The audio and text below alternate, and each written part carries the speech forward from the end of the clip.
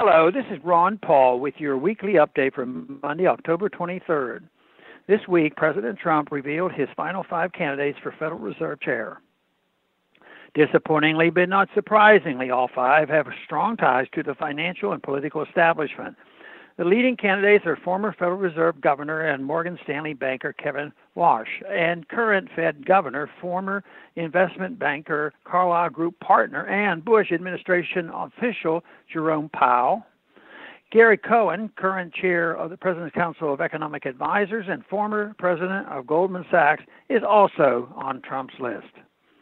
Trump is also considering reappointing Janet Yellen, even though when he was running for president, he repeatedly criticized her for pursuing policies harmful to the middle class. Of course, candidate Trump also promised to support audit the Fed and even voiced support for returning to the gold standard, but has not even uttered the words audit the Fed or talked about any changes to monetary policy since the election. Instead, President Trump, in complete contradiction to candidate Trump, has praised Yellen for being a low-interest rate person.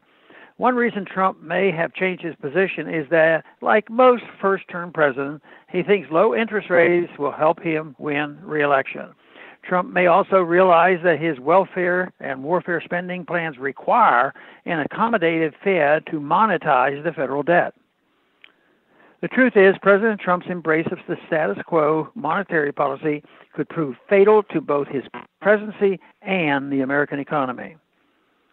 The failure of the Fed's post-2008 policies of unprecedented money creation and record low interest rates shows our experiment with fiat money is nearing the inevitable end.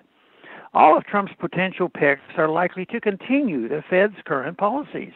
Even the ones who say they favor higher rates will likely bow to the wishes of their friends in the financial political establishment and make sure any rate hikes are minuscule.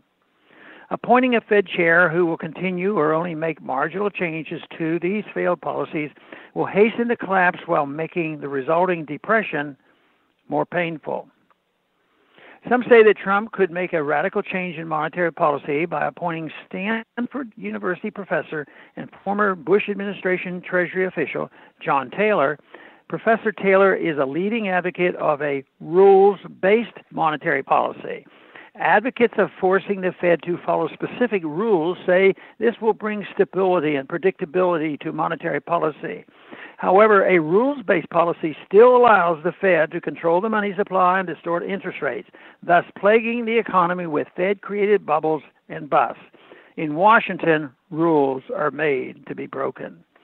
Trump would do well to appoint a Fed chair who follows the teachings of the Austrian School of Economics and thus understands that the only thing the Fed can do to fix the economy is allow the correction to run its course. He should also use his bully pulpit to pass audit the Fed and legislation legalizing competing currencies. Fortunately, even if Trump is not speaking out on audit the Fed, many Americans are demanding that Congress vote on and pass this bill. An increasing number of Americans are seeking alternatives to the Federal Reserve System, such as precious metals and cyber currency. Another positive development is occurring in the states. Arizona recently passed legislation recognizing gold and silver and other precious metals as legal tender. Wyoming will consider similar legislation next year.